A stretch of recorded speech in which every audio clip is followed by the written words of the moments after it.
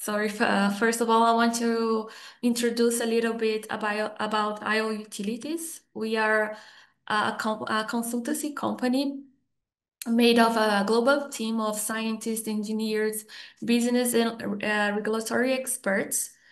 And our expertise is to know in depth thousands and thousands of innovative technologies around the world.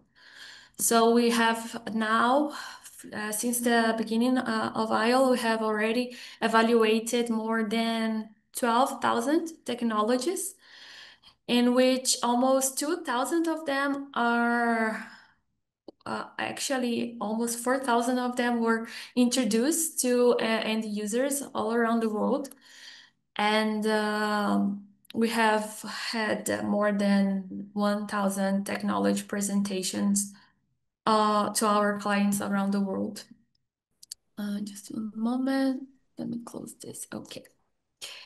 So we have also more than 350 utility partners.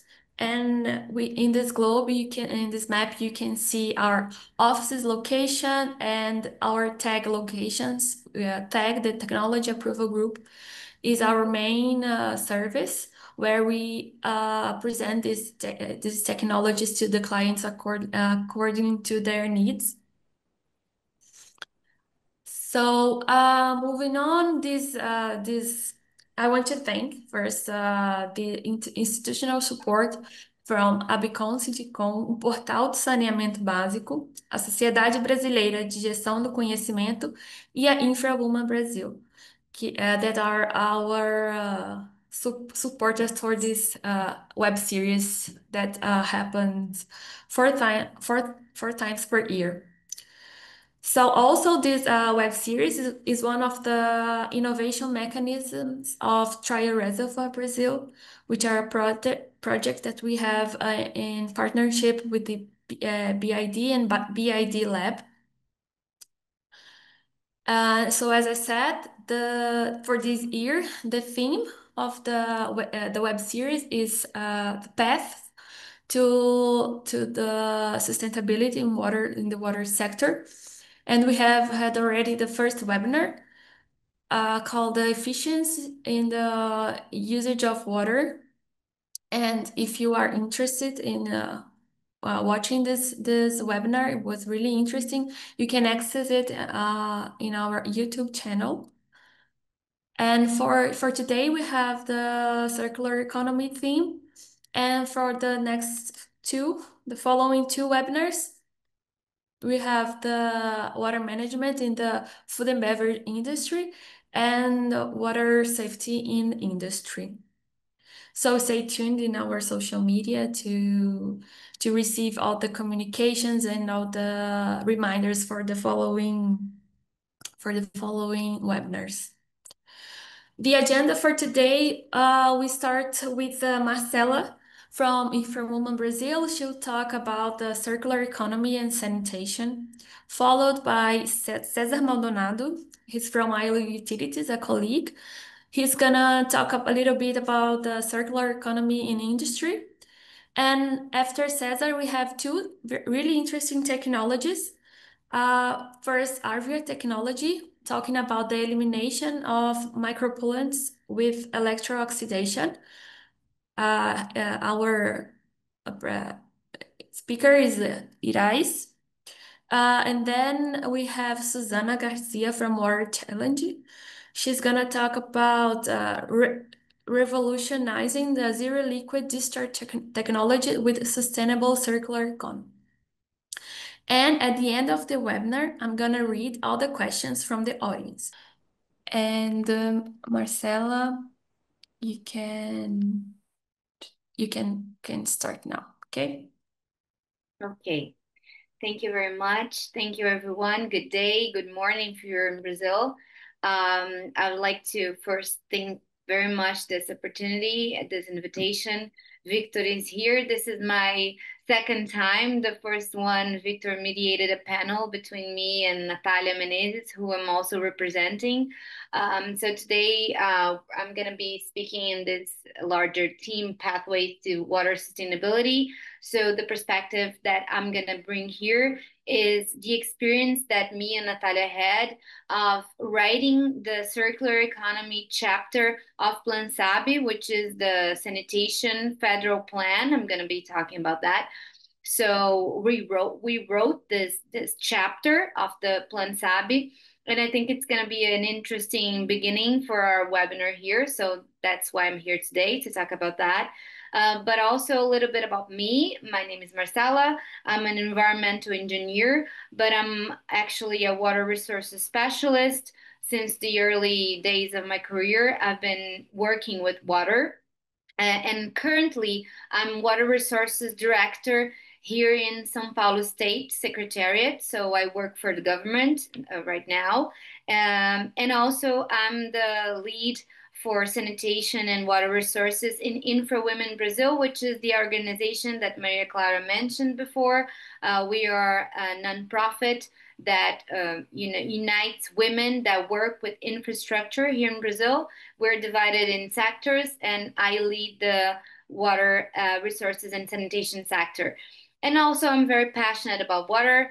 Earlier today, I was listening to a podcast that was talking about how Leonardo da Vinci was really passionate about water. So that made me think that we humans have always been very driven towards water because obviously it's a essential resource, but also I think it intrigues us, and I think it's a team that's transversal to everything that we do, and I think it's very easy to fall in love with it.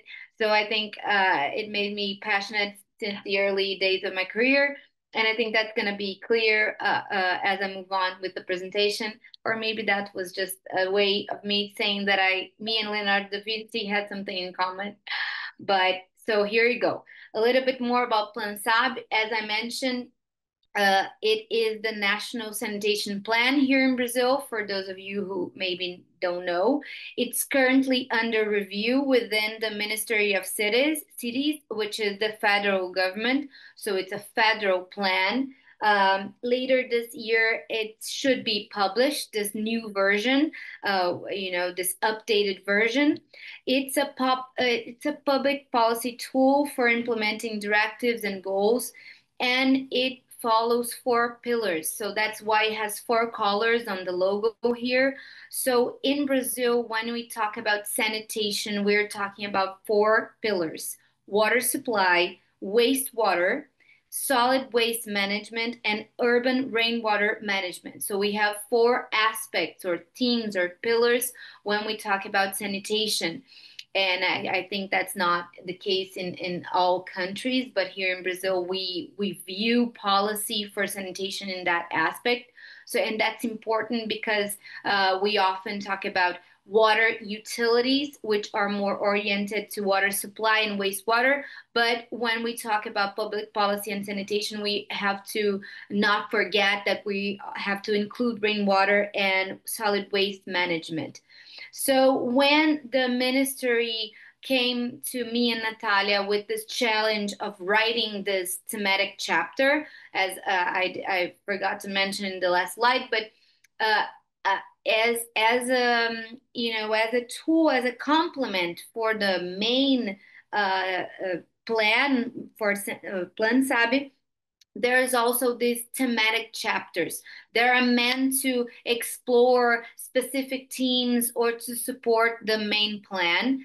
And this is the first year that the ministry resolved to publish a chapter on circular economy. So it is quite the honor and challenge for us to write it. So the ministry invites specialists, in Brazil to write about certain topics. And this time we were challenged with this topic of circular economy. So, and actually, as I posted on LinkedIn, I thanked Victor because it was because of the easily webinar that we were invited, because we talked about circular economy here in a webinar. And Geraldo Cunha, which is the Plan Sabe manager in Brazil, he watched the webinar and invited me and Natalia to write this chapter. So it's quite the circular outcome here, what we have today. But so how did we tackled this challenge of how to address this theme. So the first challenge was how to cover circular economy when we talk about breadth and depth. So how deep should we go on the theme, and how wide should we explore it? So this is kind of, the index that I wanted to kind of share with you, the thought process that we did to write this chapter. So how do we address this theme, because it's very wide.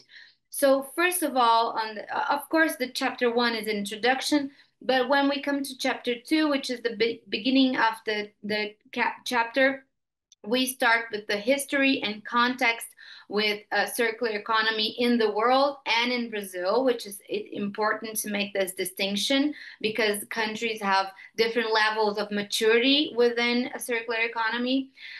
So we even explore some of philosophical concepts of this of circular economy. Then we come to chapter 3, which is this challenge of framing. So how do we frame this broader theme, that circular economy, with sanitation? And the key for that was the pillars that I was mentioning. So we have sub chapters within chapter 3 that are going to frame, okay, when we talk about circular economy and sanitation, wastewater, what are we talking about? Water supply, waste management, and rainwater. So what are the differences, aspects, what do we have to have in mind? What are the opportunities, the challenges in those specific pillars and services that sanitation has to offer to population, and how can we think them in a circular economy mind? So that was how we decided to kind of thread. That was the thought process and the storytelling of circular economy and sanitation.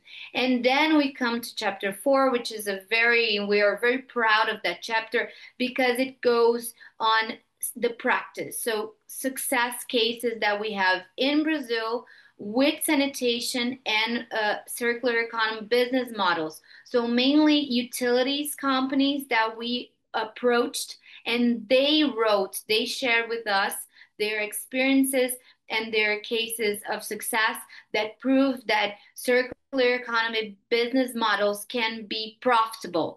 They can be sustainable in an economic perspective, in an environmental perspective. So that chapter brings, I think we brought 5 success cases. So that's very important for us to move to a more theoretical approach in chapter 2 to a more practical approach on chapter 4. And then last but not least, we ended in chapter 5 the circular economy and sanitation chapter of Plan Sabe with this kind of a framework approach. Okay, so the challenge that the minister posed was like this. If you are a mayor of a city in Brazil and you want to introduce circular economic, frameworks and ideas in the sanitation services that you provide to your population, how to tackle that, how to begin. So chapter 5 has this public policy orientation in a more framework-based approach, so they can have something, a tool to think about the public policy that they are creating in their municipalities, because as we know, sanitation, it's a municipal business in Brazil, so it's a mayor responsibility. So that's important for us to know that the mayor is gonna, read this and be able to improve their public policies in their municipalities. So that's kind of the structure of the chapter. And now this is a very, nothing new here. We know that circular economy, as opposed to a linear economy, it's about a mindset shift. So this is especially relevant, in my view, for a water agenda, since sanitation has a pretty, now I'm speaking more in a Brazilian experience, we have a pretty obsolete mindset when it comes to sanitation. Even when we think about the word wastewater, we don't even include technology in the wording, in the communication. Wastewater. We are using even terms that do not encompass a circular view, because what is a waste in the treatment of wastewater? It's it's a resource. So that's why we kept insisting in this water resources communication, this word. It's important for us to begin to address this as how can we view the processes of wastewater treatment, for example, and understand how much opportunity do we have for that to become resources. So I think this is especially relevant, this shift, not thinking about the waste, but thinking about resources in the sanitation issues. So I was mentioning about Leonardo da Vinci before, and what he thinks about water, what passionate, his passion with water came from the fact that he thought that it was a very paradoxical thing, because water can be solid, can be fluid, can be vapor, and water all as well as when we think about it as in sanitation, it's also full of paradoxes, because we have plenty of water, but sometimes we don't have drinking water. So it's not a matter of quantity, it's a matter of management. So it's a management issue. So we see a lot of paradoxes when we talk about water management and sanitation. And also we have a lot of technology for wastewater treatment, for example, but we also have a large amount of population that doesn't even have a toilet in their homes. So we see a lot of those paradoxes that I think are drive this kind of importance to see this in a big picture, and that's what we intended with this chapter. And also, just a final thought on this, when we talk, and now thinking about this butterfly slide that we like a lot from Ellen MacArthur Foundation, we translated this, and it's also on the chapter, because it gives this this big picture view on what's circular economy. And I think again, moving on this paradoxical view, when we think about carbon, for example, it's a global issue, and it's also been addressing with a global market of carbon credits. But when we think about water, it's a global issue, but has a local solution. It demands localized action. When we think about river basins, for example, normally the issues are localized and have to be addressed with a local mindset. As I mentioned, sanitation is a municipal business in Brazil. So, also another paradox. So this has, challenges, but also what I wanted to address in this slide is like, how can we also connect those dots and aim for and search for opportunities. So here, for example, renewables, it's such a sanitation is a great opportunity when we think about renewables, biogas, technology for wastewater as an anaerobic digestion here, for example. So we need to connect the dots when we think about circular economy and sanitation. And then moving on, moving on that, and then we have this sanitation economy. That's a term that the toilet board uses and that we expanded on this chapter. So when we think about, again, this framing of sanitation within the circular economy framework, how how can we approach that? So we delve deep into that in the chapter. As I mentioned, we talk about that in the 4 pillars, but I just wanted to highlight 3 topics that I think are huge opportunities within the sanitation economy in this framework of circular economy, which is energy, mainly biogas and waste to energy. We talk a lot about that, and most of the success cases address biogas and waste to energy. Also, wastewater treatment technologies that I think are going to be also mentioned here in the second part of this webinar. I understand the technologies here are wastewater related. And third, nature-based solution. So we talk a lot about nature-based solutions in our chapter. So basically, just the takeaway on this slide is, as well as connecting the dots and searching opportunities, also we need to design business models aiming for scale, because for them to be sustainable from a financial point of view, they have to be able to gain scale when we think about, services for sanitation. So just a last takeaway here. And then, as I said, for efficiency gains and smart business models with a local approach to solutions. So here we don't have a one size fits all approach. We think about circular economy in sanitation as a framework. And that's why we, in the last chapter, we use this wiser framework that's created by the World Bank. So we chose that one as an example of a framework that could be useful for policymakers to design those more sustainable and efficient business models within the circular economy framework.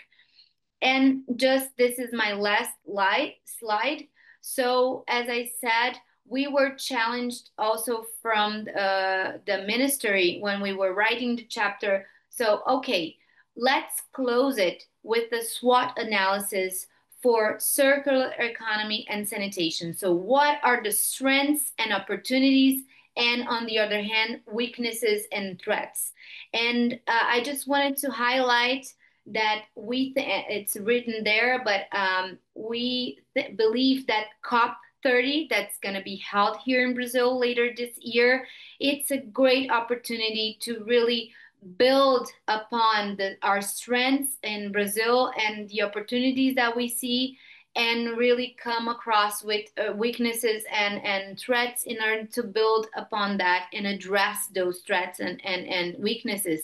And also, as a segue to the technologies that are going to be presenting later now in this webinar, we believe that technology is a tool for improving, for working on opportunities and addressing challenges. So we really also emphasize that on the chapter. Without technology, we won't be able to build those circular economy models and make them more efficient and make them sustainable. So that's also, I think, a good link to the second part of the webinar. And I'd like to close this with this QR code that you can use to download the PDF of this chapter that we launched 2 months ago. So it's a pretty consistent work. We put a lot of effort and love and sweat and tears on it. And I just invite you all to read it and share it within your colleagues. And hopefully it's going to be a tool, as I mentioned, for public policy and also developing new business models in circular economy. So thank you very much. Okay, next presentation, I want to welcome Cesar Maldonado from IO Utilities. Hello, Cesar. Hi, everyone. Good morning. Thank you for joining today. My name is Cesar Maldonado. I am from Mexico, but I am living in the Netherlands in Europe. I'm a senior technology consultant at IO Utilities, and I'm happy to share some insights with you on how industrial players in Latin America can move towards circular, resilient, and profitable water management in what we call the water environmental transition for industry in Latin America. So for the agenda, we'll begin with who we are at ILE and why this transition is urgent and strategic, particularly in Latin America. Then we will discuss a little bit about our 4R framework, which stands for reduce, reuse, reclaim, and replenish, with real-world examples on how ILE we have helped companies to take action. And finally, I close with some takeaways that will define the path forward. So ILE is a global consultancy company operating in over 22 countries, advising more than 450 clients, which span from utilities to industries, investors, and water technology startups. And we focus on accelerating the water environmental transition, which happens to be a shift away from the extractive water use towards sustainable regenerative systems that protect people, economies, and ecosystems. So this is basically the essence of a circular economy. So we do this by de-risking the development, commercialization, and adoption of technologies. And this includes the evaluation of thousands of solutions and technologies related to water technology by enabling zero risks trial and connecting clients to real-world peer insight from our global network. So we help our partners reduce costs, accelerate adoption, and protect both business continuity and license to operate, all while creating long-term value. So what is the water environmental transition, which is our value proposition in ILE? As I mentioned, it is a strategic shift on how we manage water. It is about moving beyond compliance and risk towards systems that are circular, resilient, and aligned with environmental, social, and economic priorities.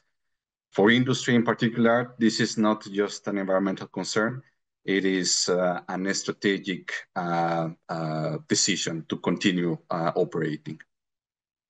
So why the water environmental transition in Latin America? Basically, there are four key reasons that really matter today. First, water stress is rising in countries like Mexico, Chile, and Peru. The water demand may exceed supply by 40% in critical basins by 2030. Secondly, costs are going up. Industrial water tariffs have increased from 20 to 30% in many Latin American cities, and energy and carbon prices are also climbing. Third, the global markets are changing. Regulations like the carbon border adjustment mechanism and the Scope 3 rules are pushing exporters to reduce embedded emissions and water use, especially in industries like steel and textiles. And fourth, there is growing reputational and operational risks.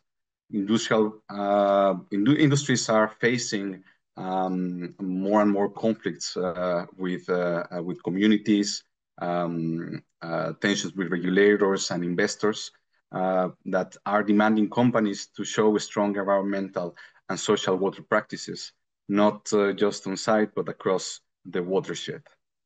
So in this slide, we see a framework. We call it the 4R framework. And at ILE, we help companies to move from the intent to action through a practical model, which is comprised by these four concepts. Reduce, which is to use less water through operational efficiency. Reuse, or also called recycle, which is to loop water internally with the right technology and processes. And reclaim, then we have reclaim, which is to recover value from waste streams. together with water, and replenish, which is to give back more than you take through basin level action. And this is where nature-based solutions play a key role, as Marcela mentioned before. So let's see what this looks in practice. The following are examples of how we have supported companies from ILE to move towards this water environmental transition. In some of these, I was also playing a role in the delivery teams.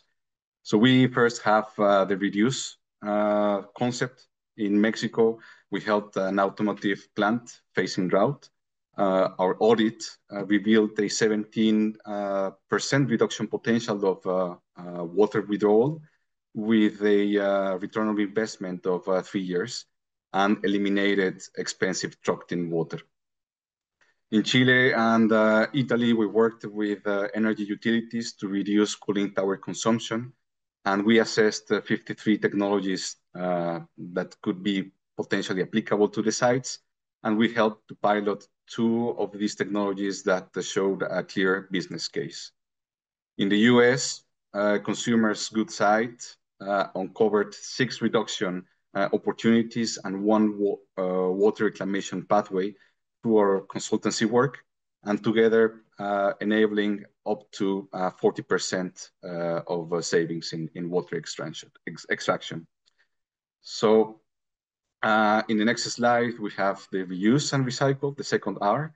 In the Netherlands, our feasibility study for a chemical company showed that it was possible to reuse up to 450 cubes of wastewater per hour, which could be reused in cooling towers.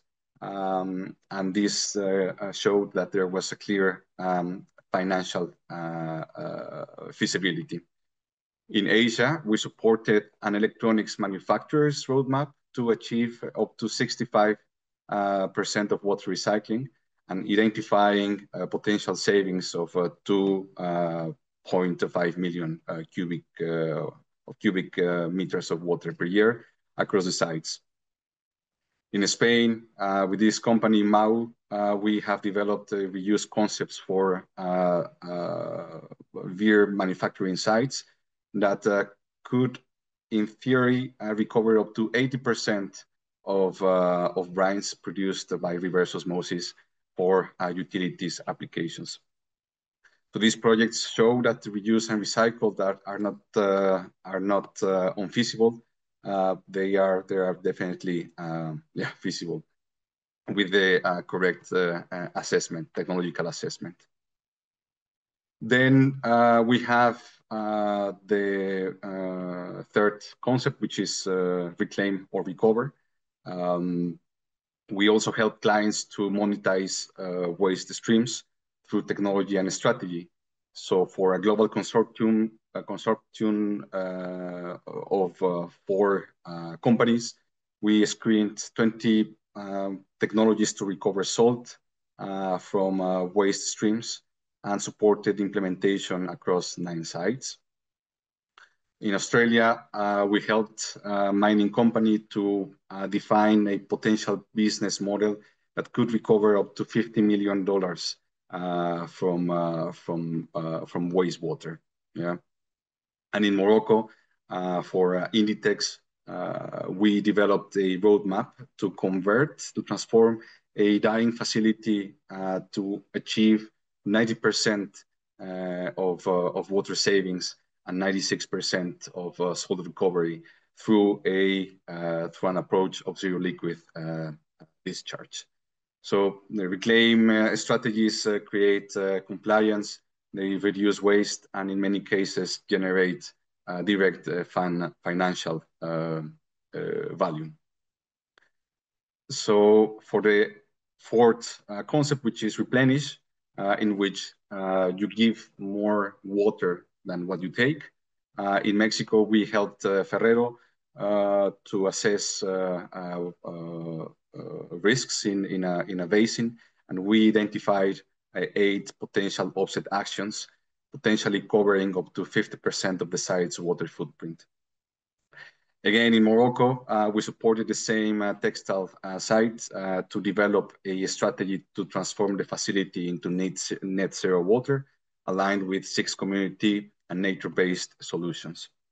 And in Spain, with this company from the steel sector, we mapped 23 offset and resilience opportunities for long-term ambitions. So the last slide, the key takeaway to wrap up, well, 4 points that I like to leave with you. The first is that efficiency, and especially water efficiency, delivers rapid return of investment. We see that with our clients, typical water and energy savings of 20 or 40% are possible, often with 3-year paybacks. Then the second message is that reuse and recovery are feasible and profitable. These are proven solutions that we have helped to scale. Third, replenishment strengthens resilience and reputation. So the industries are able to build trust with communities and regulators. And finally, ILE can help your company to make the water environmental transition real through technology screening, pilot support, and implementation planning. So I think that's it from me. Thank you so much for your attention. If you'd like to explore any of these strategies and how can they be applied to your production sites, please get in contact with us, and I look forward to continuing the conversation. Thank you so much. Thank you, Cesar. And I want to introduce you to Irais from Arvia Technology. Hello. Well, good morning, everyone. My name is Irais. I am Mexican, but I'm based in the UK now, and I work as a business development manager for Arvia. At Arvia Water Technologies, we are experts in electrochemical oxidation for water treatment. We have been doing this for over 10 years, which makes us one of the longest established companies in the market. We're based in the UK, but we also have offices around the world, like China, India, and the US, because we have a global presence. We do have a few clients in Latin America, so we have the capability to serve all of Latin America. Roughly to give you an introduction on the technology, electrochemical oxidation is basically what it sounds like. We're oxidizing the pollutant using electricity. So in very simple terms, we are destroying the molecule, that hazardous pollutant, and transforming it into a non-hazardous chemical. So what is happening, we have different mechanisms within the reactor, but what is happening is that we are introducing electricity through electrodes to the water, and this electricity is breaking the bonds of the molecules. This, of course, attacks the pollutant, but it also creates what's called a hydroxyl radical. This is a very powerful oxidizing agent that then reacts with the pollutant, and this series of reactions that are happening is what is transforming the pollutant into non-hazardous chemicals. This creation of hydroxyl radicals comes basically from breaking the water molecule and other molecules present. So we're not adding any hazardous chemicals. We're not adding anything to the water. We are just imprinting electricity into the water. Because of the nature of the technology, it's specifically good at destroying or removing organic pollutants. So that is what we know as COD, or chemical oxygen demand. That is something that we are focused on, but we also target specific micropollutants. So we're talking about pharmaceutical ingredients, agrochemicals, or any other hazardous chemical that is present in the wastewater stream. This includes also PFAS, the famous forever chemicals that have been taken by storm in the past few years in the industry because regulation is coming fast in the world. And it also is very efficient at removing color because we are destroying the molecule, we're destroying its capability to produce that color. We basically have 3 different systems. All of them are based in electrochemical oxidation, but they work in slightly different ways. And they are catered to different applications. The first one is Elenox. This is a reactor that contains, let's say, parallel plates of electrodes. So we're using the electricity to pass through the water to find the pollutant. This specific reactor is really good, and we see the most benefits when we have complex waste streams. So when we have a lot of chemicals, different concentrations, different types, these at high concentrations, this reactor helps us blast everything and efficiently remove and generate all of those reactors that will eventually destroy all of the hazardous chemicals.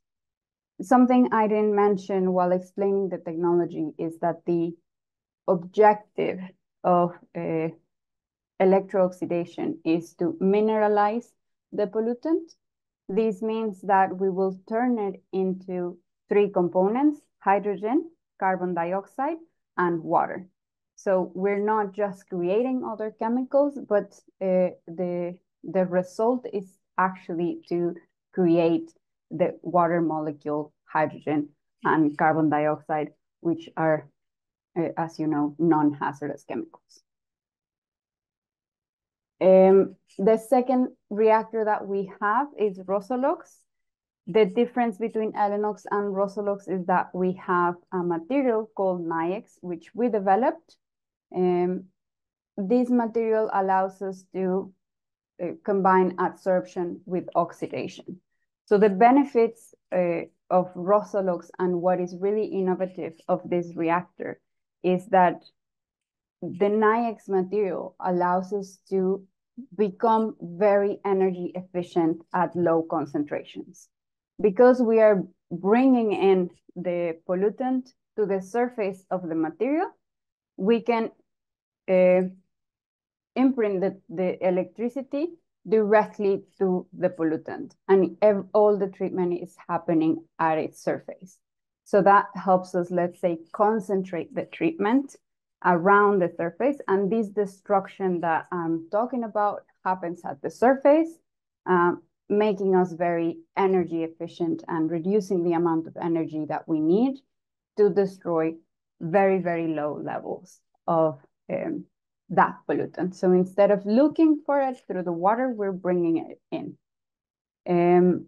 This reactor is for applications when we are trying to eliminate a specific pollutant, for example, pharmaceutical ingredients, which have to be present in water at very, very low concentrations. We're talking about nanograms per liter for the water to be safe for releasing to the environment or for consumption. So this reactor is what helps us reach those very, very low levels and secure or ensure that the water is safe to be discharged when we're tackling specific micropollutants. Finally, the third reactor that we have is Fluorenox. This is designed specifically to treat PFAS. This, as you can see, the design itself is completely different. Instead of being a tank, we have a tubular design. This is because the electrodes are not plates. They are what we call a 3-dimensional electrode. So we have developed a material that is a porous material that we use as an electrode. This allows us to have a very large surface to pass the electricity in a very small area. And PFAS being always a very low concentrations in water, and PFAS we've seen now that it's everywhere, but it's usually below 1 milligram per liter. We're talking about, again, 1 perhaps nanogram per liter. So these very, very low concentrations go through the tubular design, and then that destruction happens when we're flowing through the pores of this material. One of the main challenges for destroying PFAS is, of course, ensuring full destruction. Most of technologies out there to treat PFAS are just separating them from water. Those are the conventionally used technologies, which results on a clean stream, but also on a concentrated stream. And then those concentrated streams are traditionally incinerated or stored in or disposed of in landfill. Now regulation is becoming around the world more strict because they are recognized to be hazardous substances that can create important health hazards. So now ensuring destruction and proper disposal is critical. So what we offer with this reactor and the innovation with this reactor is that we can destroy the molecule of PFAS. So we're effectively eliminating the chemical at its core, let's say. So we will create on-site destruction and we'll create safe to dispose water, again, directly on site. Another one of the challenges of PFAS is that because these are fluorinated compounds, they release fluorine during its destruction or its reaction. And fluorine is a very corrosive compound, so not a lot of materials, or there have to be specific materials to withstand the concentrations that are freed from the PFAS during treatment, which is allowed by our media. The NIX3 can resist these high fluorine concentrations. So just a brief overview of our success stories. In the industries that I've mentioned, you can see in the graphs how the concentration of the targeted chemicals decreases and reaches very, very low concentrations. As I mentioned, this is from the pharmaceutical industry, aquaculture industry, making sure that we can discharge back into the water of offshore salmon farms and still have be safe and be environmentally friendly. Battery recycling and different applications with PFAS, normally landfill leachate or complex waste like that. So overall, we all know that water is a critical resource, and at Arvia, we hope to help industry and companies face water scarcity and safely discharge and reuse their wastewater streams. Thank you. Thank you very much, Irais. I want to welcome now Susana García from Water Challenge. Hello, Susana. Okay, hello to everybody. Buenos días, good morning, bon dia, no? Bon dia. Thank you very much for being here. Have you ever wondered what's actually in a glass of water? it seems like a simple everyday thing, but this glass contains something much more valuable than we realize. Apart from the water, it may contain nutrients or minerals, or to be prepared to produce energy apart from this water. 5 years ago, I met an inventor, not in a technology congress, but through his patent agent, who told me, you have to meet this guy because what he has can change the world. That inventor was Sebastian Vera, and what he had was more than just a technology. It was something that could solve the great challenge of the water. My name is Susana García, and I have over 20 years of experience managing companies and leading transformation in different sectors, like health, food, or industrial in treatments or purifying water. At the end of the 2020, I founded Water Challenge with Sebastian, and today we have already a growing team every day that all of us have a unique mission to transform waste into resources in a sustainable way. We know that water is an increasing scarcity and scarce resource, and yet contaminated fluids still being disposed to with no treatment to the environment. We are losing not only the water, but also the raw materials containing it. And this impact, it is not only economical, it is also ecological.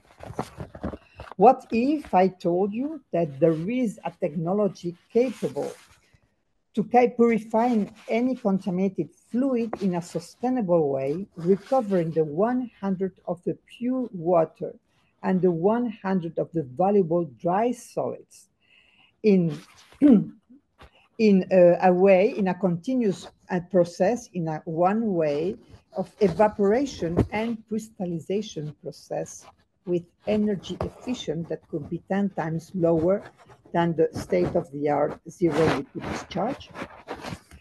How we can achieve it? Our technology that is called adiabatic sonic evaporation and crystallization ASEC technology is a technology that has 5 steps. We first of all introduce the water through an exchanger, through a heat exchanger that the fluid is already preheated. This with an ejector, the fluid is inside the evaporation chamber that flash evaporates, and the solids are precipitating by the weight, and this vapor is compressed into a specific compressor and returned to the evaporation chamber to maintain the temperature for evaporation. And afterwards, this vapor is drying the solids, finally preheating at the entrance to the heat exchanger that we have. As a result, what we have is pure water and dry solids with an energy consumption between 10 or 20 kilowatts hour per cubic meter than when waste heat is available. What we have is a really zero liquid discharge of 0.0, and the process has no ecological impact because there is no chemical or no consumables needed in the process.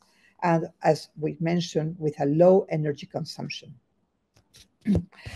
What we have done is to treat any kind of fluid. Any kind of fluid can be treated with a difference of pH, with a really wide range of pH, very low or very high, or a very high conductivity as well.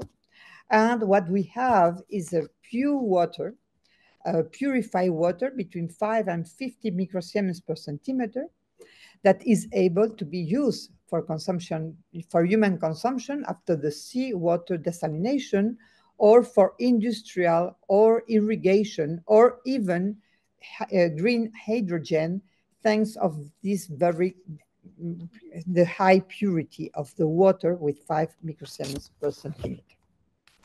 We can also valorize all the solids with less than 5% of humidity.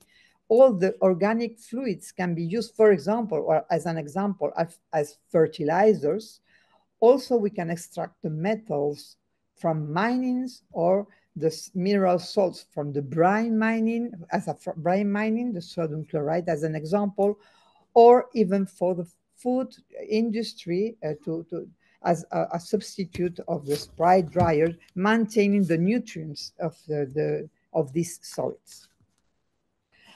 As a result, what we have is 100% circular economy, okay?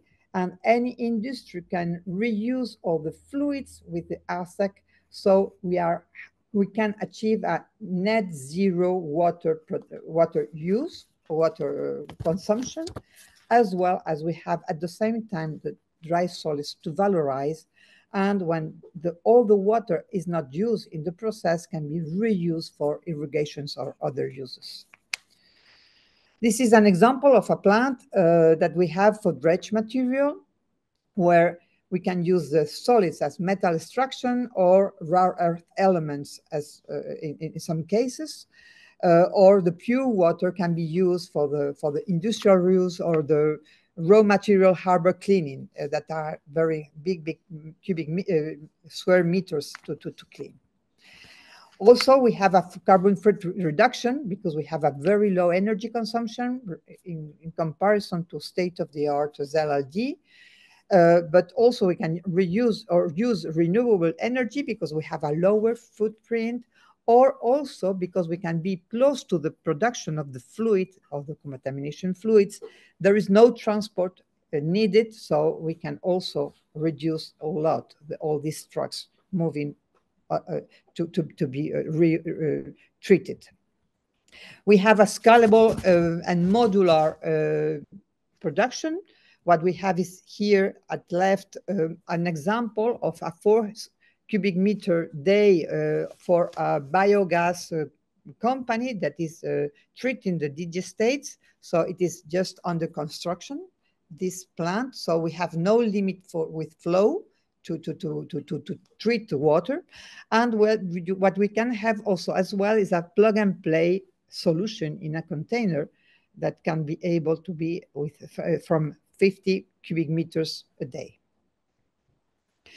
Also, the process is 100% automatic, and our software controls all the operations with alarms, and also can be adapted to any client needs, and can be also adapt the process regarding the efficiency if there is variation in temperature or conductivity. Our process is already patented in 30 countries and with more than 40 in the pipeline waiting for being granted. And if we compare to the existing solutions, from one side, there is a water production that is today very efficient thanks to the reverse osmosis technology with very low consumption, but today we are forgetting about this 50% of the brine that returns to the sea. And when we want to treat with a zero liquid discharge, there are several stages from 4 to 6 prior to go through, in total with the evaporation and the crystallizations that are today the solutions that we can have for achieving this zero liquid discharge, but with a needed of approximately between 150 to 200 kilowatts hour per cubic meter cost in energy. So what we have is interesting or very important key competitive advantage to achieve this zero liquid discharges, this 0.0 to recover the pure water and the valuable dry solids of any fluid, being very efficient with low capex because we have only one process versus several processes in the need to operate and to have pure water, and very low OPEX regarding lower maintenance and lower needed of energy. This lower CO2 footprint also when we can use the green energy or the waste heat, an ecological solution, no chemical or consumables, this 100% circular economy for water and for the solids containing it, scalable and fulfilling all the sustainable goals for the United Nations or the Green Deal. This is our premises in Sevilla, where you are very welcome. We have 2 demo plants to treat different types of fluids, for example, mineral non-organics in the port of Huelva, or in Sevilla for organic ones.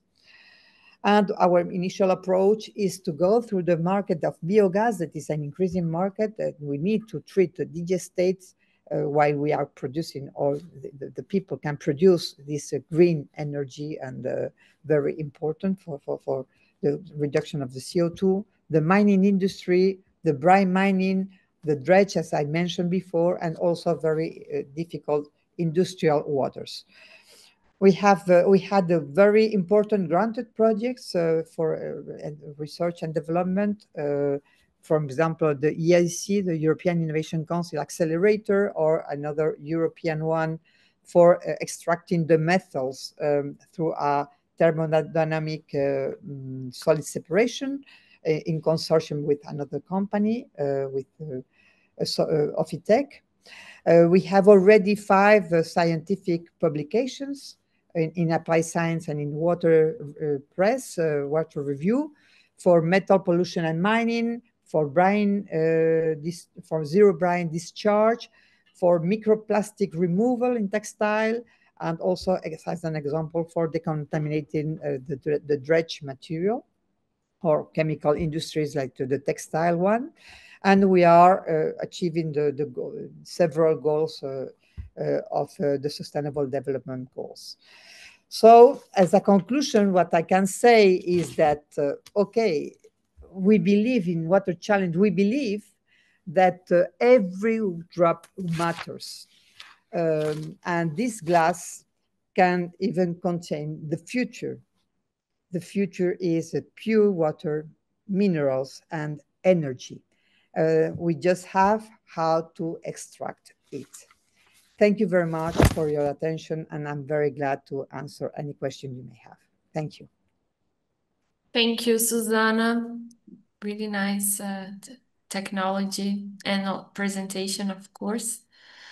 And I'm gonna move to the Q&A session. First, thank you everyone for joining this webinar and for following us on this web series. Thank you all the presenters for being here, for presenting, for having this availability, and for trusting IO. I'm gonna start with the questions. I see that we have one here for Marcela. Does Plan SAB address issues related to industrial symbiosis? The transition to the circular economy is a multi-sector approach where collaborations and partnerships need to be multilateral, of course, encouraged by the legislation and financing plans. What does Plan SAB bring to the table regarding the symbiosis? Well, let me think about how to answer that. First of all, I'm not familiar with that term, industrial symbiosis, but I'm gonna share what I understand by it. So I think it means, how can the plan provide us a framework for an industrial application. So that's a little bit about the methodology of Plan SAB. Plan SAB is a federal public policy tool. So it's aimed for, for the executive branch of the government to implement actions and to monitor the results in those 4 areas that I mentioned. You see, industry is not really one of those pillars, because it's more Plan SAB is more focused on water utilities and utilities of services for the population. However, what I think it's really key, and the question addresses it, is that this plan has to have a dialogue with other public policy instruments, and that's a little bit the theme of the thematic chapters. So that's why Plan Sabe, is supported by sectoral chapters. And we don't have an industrial chapter yet, but I think it's a good idea. But what happens is that the Ministry of Cities with Plan Sabe has to have a multi-sectoral dialogue in the process of reviewing Plan Sabe. So that I know it's going on. So in the process of reviewing, the ministry tries to work with other sectors and other ministries, for example, industry ministry, in order to gain insights and feedback to then develop that on the plan. So I'm not sure if I was able to answer fully your question, because I'm not truly familiar with the term that you about symbiosis, industrial symbiosis. But I do think that industry and other sectors can be addressed in the Plan Sabe. So hopefully that answers at least partially your question. Thank you, Marcela. Next question is to Cesar. With your experience in Europe, how do you see the legislation and application of reuse practices in LATAM compared to those to the Europe Union? Of course, it is difficult to say about the whole continent, but perhaps tell something you had experience with. Thanks for the question. It's a good one. I would say that, of course, in Europe, there's always a lot of regulations and legislation. It's a machinery to create rules. And in that case, I think that there's already some legislation in place for water reuse.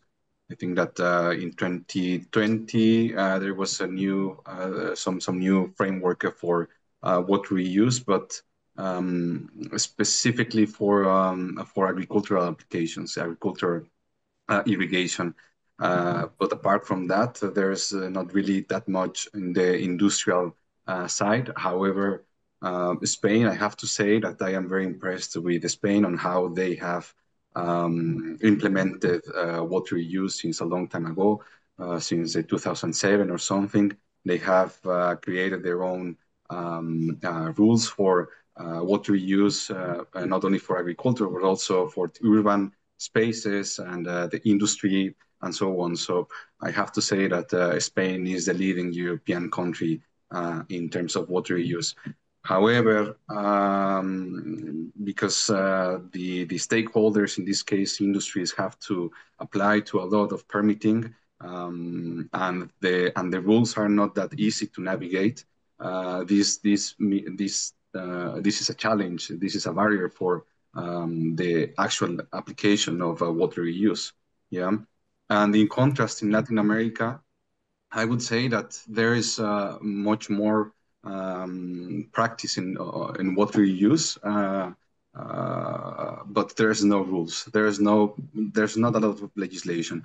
So I think that at least in the experience in Mexico, there is like official norms, the norm 003 that indicates the water quality for reuse in urban applications.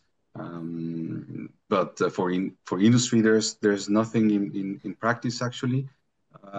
However, the industry is already taking steps to implement water reuse.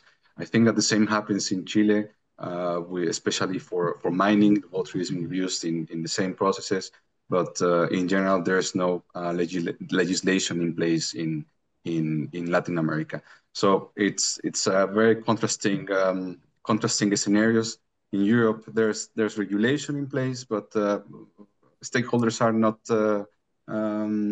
taking the leap to implement water reuse.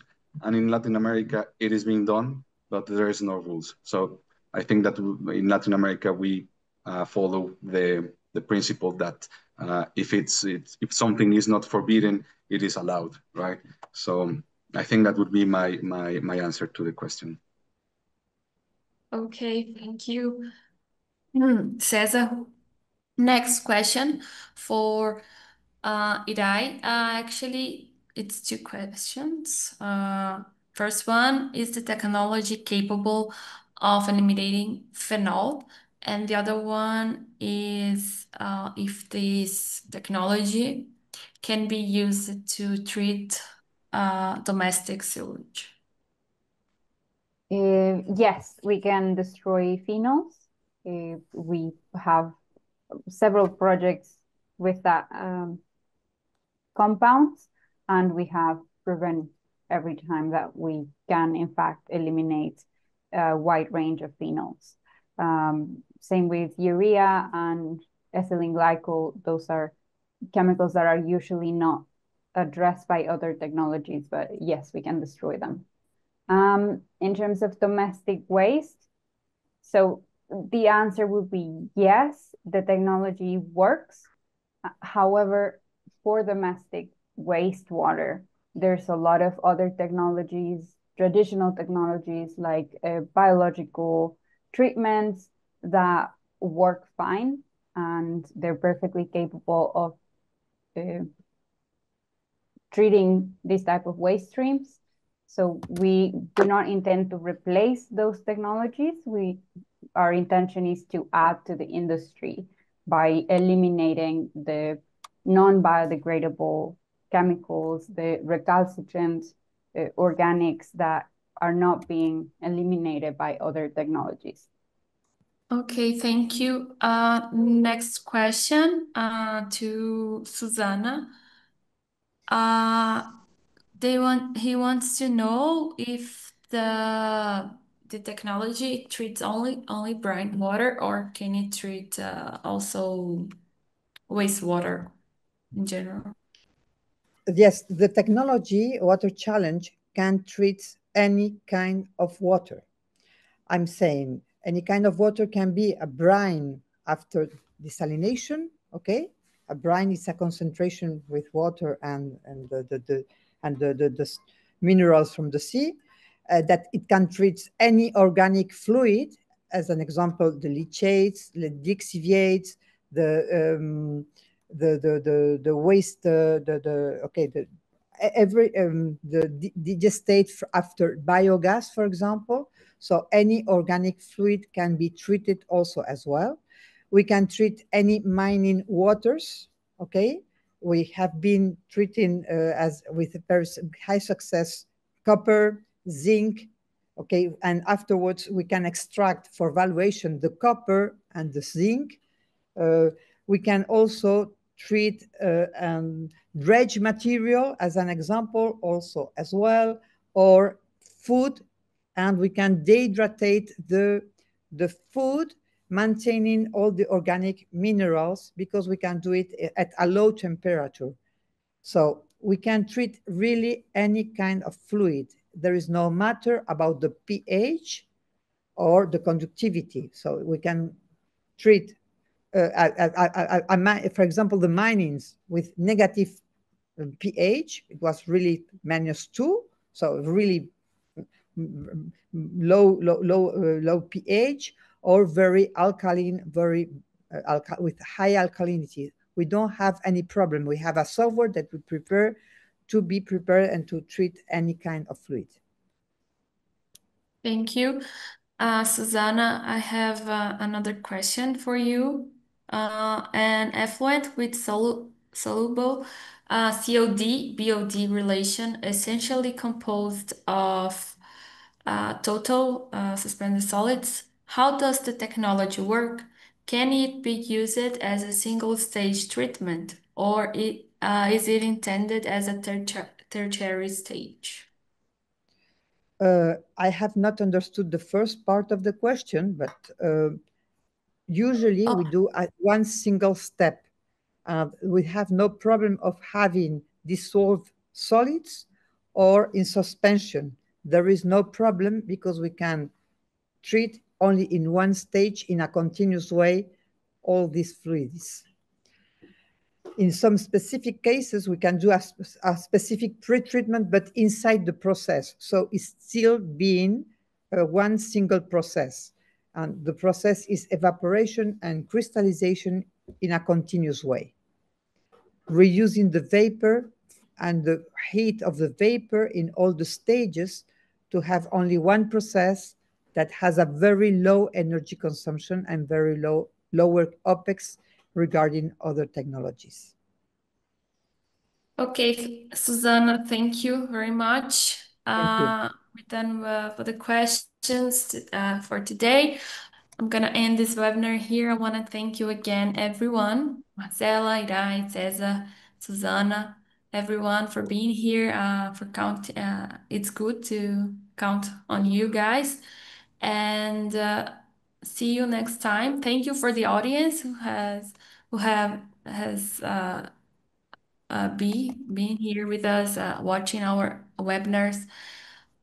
Feel free to give your feedback also, and I hope to see you on the next webinar soon.